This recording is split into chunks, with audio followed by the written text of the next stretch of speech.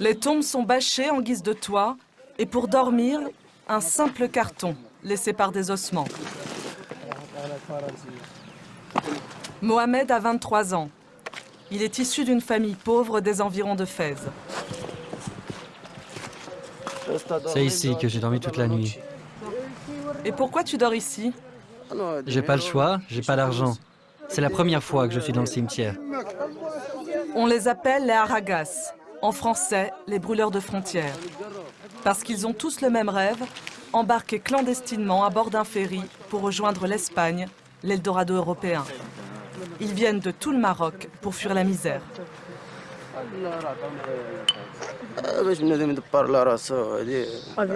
On doit se débrouiller tout seul pour s'en sortir. Mes parents sont pauvres, il n'y a rien à faire au Maroc. Et l'État ne nous donne pas de travail. Tu vas essayer de partir? Oui. Ce matin encore, pas de petit déjeuner pour Mohamed et son ami Yassine, 17 ans. Ils n'ont pas un sou en poche. Surgit de nulle part, une nuée d'enfants tente de s'agripper sous le châssis. Trop nombreux, ils n'ont pas le temps. Le camion redémarre.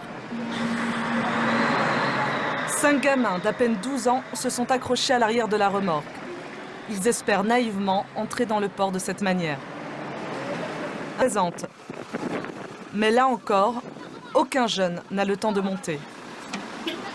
Ils recommenceront cette nuit, demain et après-demain s'il le faut. Les adolescents trompent la mort. Ils seraient environ 2000 à Tanger à prendre des risques insensés pour traverser le détroit de Gibraltar. C'est un nouveau phénomène au Maroc, car ces tout jeunes candidats au départ n'utilisent pas les filières classiques de l'immigration clandestine. Ils n'ont pas les moyens de payer un passeur qui demande entre 400 et 7000 euros. Combien réussissent à passer?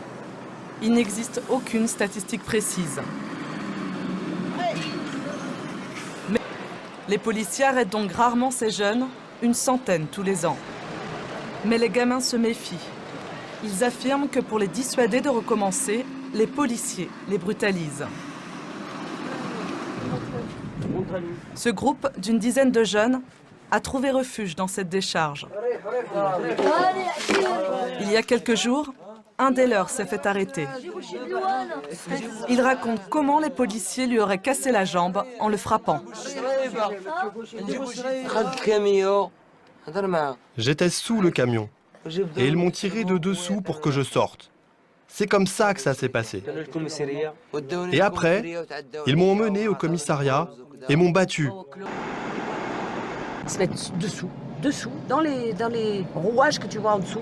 C'est très dangereux, il y en a beaucoup qui sont asphyxiés, qui sont écrasés, qui tombent quand le camion roule.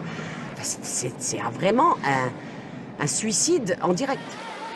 Mounira sait parfaitement où aller, dans un coin discret au pied des remparts qui entourent le port. Un groupe d'une vingtaine de gamins est rassemblé, ils attendent que les camions arrivent. Comme ça, toute la journée. Vous ne voulez pas aller à l'école?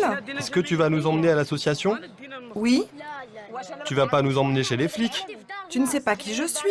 Je suis Madame Elami, de l'association Darna. Je ne vais pas t'emmener à la police. Tous ceux qui viennent avec moi sont libres et ils ne sont pas maltraités.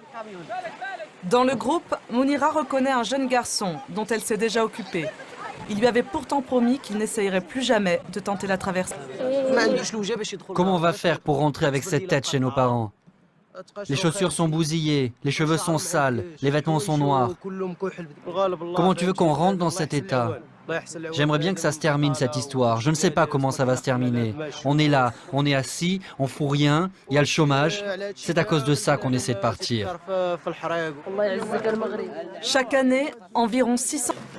Ils viennent de tout le Maroc pour fuir la misère. Tout le Maroc pour fuir la misère. Tout le Maroc pour fuir la misère. Débrouiller tout seul pour s'en sortir.